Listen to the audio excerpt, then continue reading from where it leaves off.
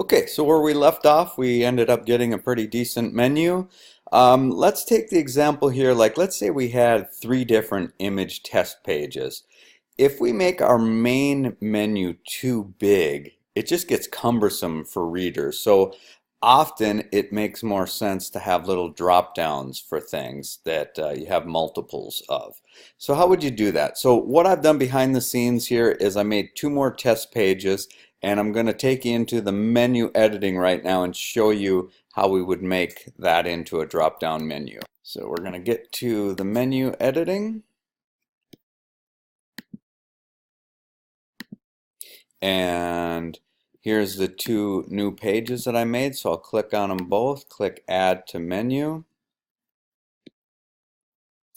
And when they show up here, now what I can do is put them so that they actually tuck.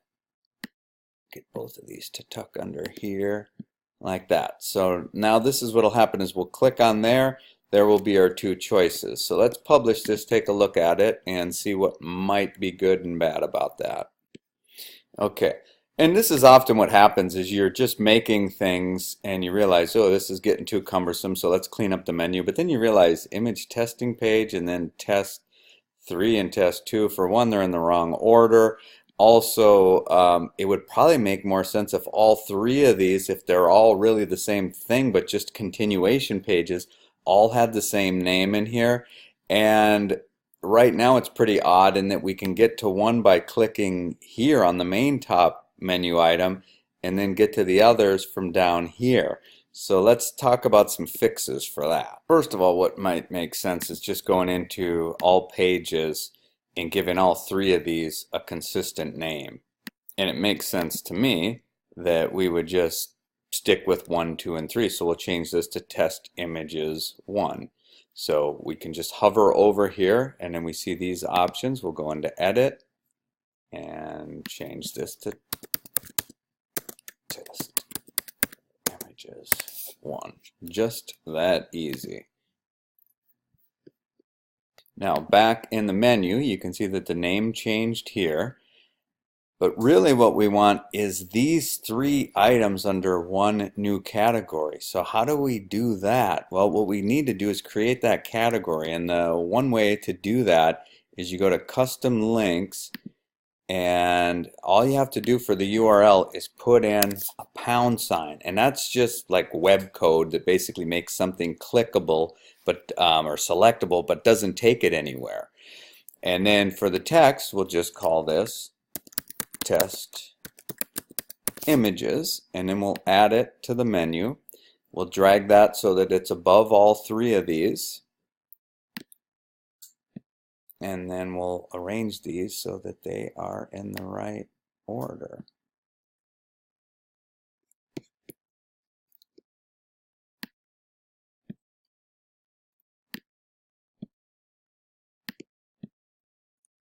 Alright, so sometimes it takes a lot of little dragging around to get things exactly where you want, but here's that custom link that we made, and then we have test images 1, 2, 3 underneath, and then blog is our last menu item. We'll save this, take a look at it.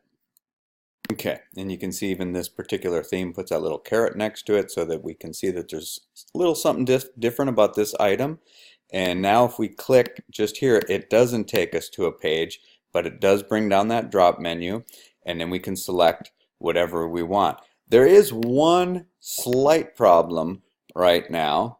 I don't know if you want to see if you can guess what it is. It's kind of showing right now. Pause it if you want to take a guess.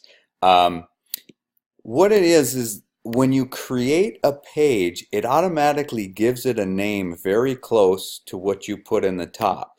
So this one, when it was originally created, it said image test page. So now the problem is if we share this link with someone, they click on it, it takes them to a page that's now called test images 1. So a little bit confusing potentially. So what we can do is come back into our pages, go to edit, and then up here near the top where the name is, we also have a little box here that, let me see if I can get this to pop up. Okay, so there's two ways to get this. One is you actually just click inside of here. Then once you're in there, this little thing pops up. And so there's your permalink, meaning, how people get to the page. We can edit that. And if that's available within this site, it'll let us change it. Let me show you the other way you can get to it, though. You can also go to the information thing here, and then it'll tell you the title of the page, and you can click there, and then it shows up there. So we'll click on Edit, and then we'll try to get this to change to where it says Test Images 1. So we could just test or type in here test underscore images underscore 1, click save, and then we'll go see what that looks like. We have to update the page as well. But now when we come here, pick one of these, we get a more consistent URL.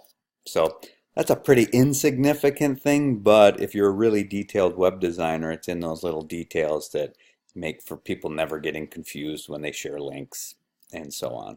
Okay, so now it's time to talk about themes. So to change the theme of the site, you go to Appearance and then Themes.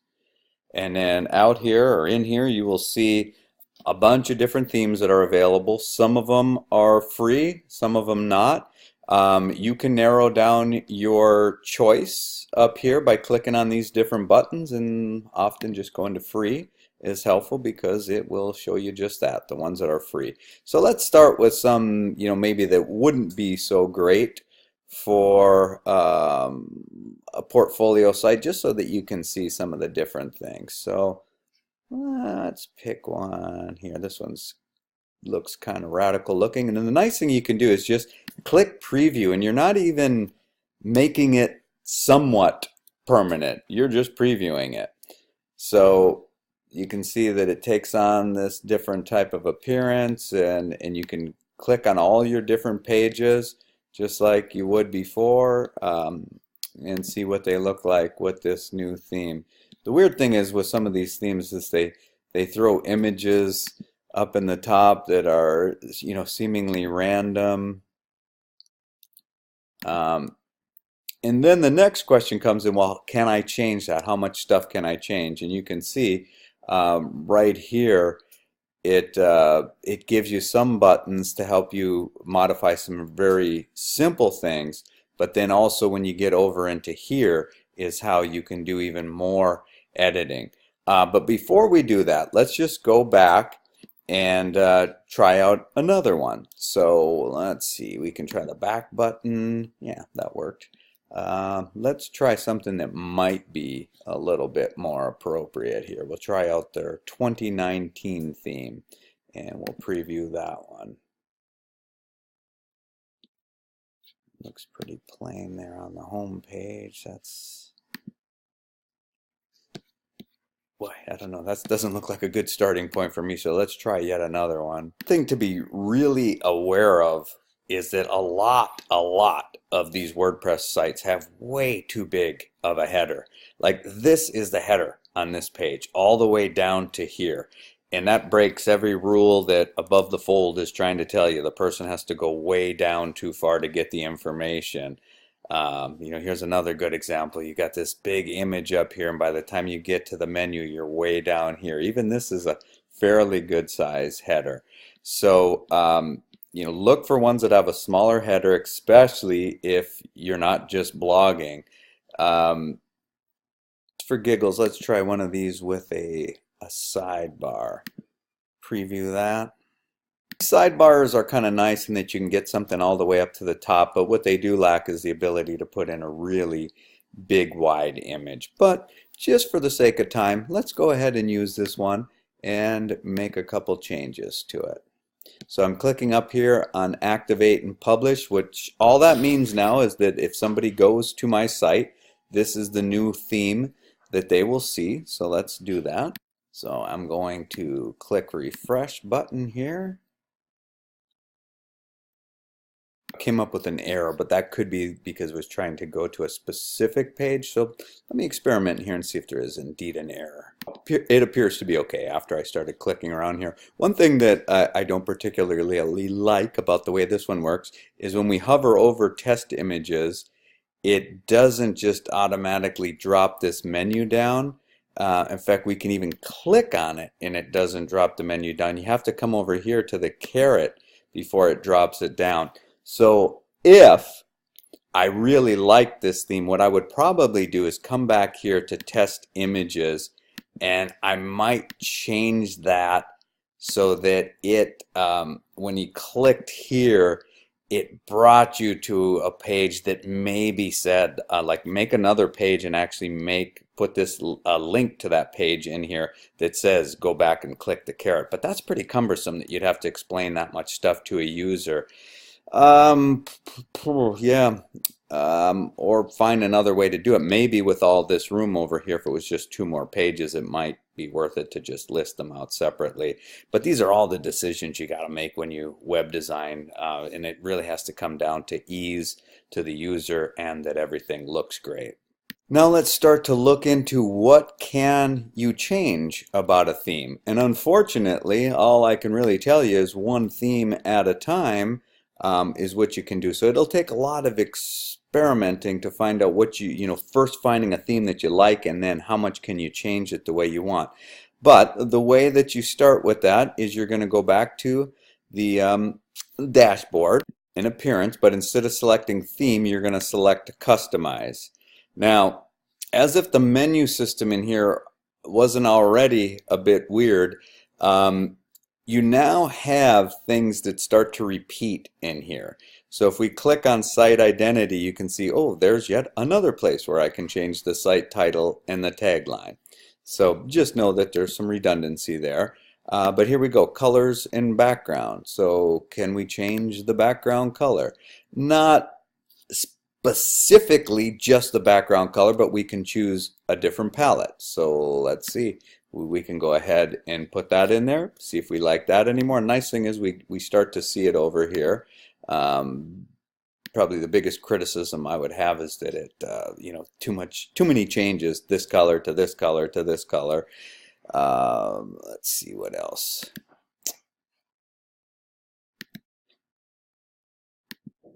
Yeah, so I clicked manual and it let me make a couple different more dependent changes, like just this background instead of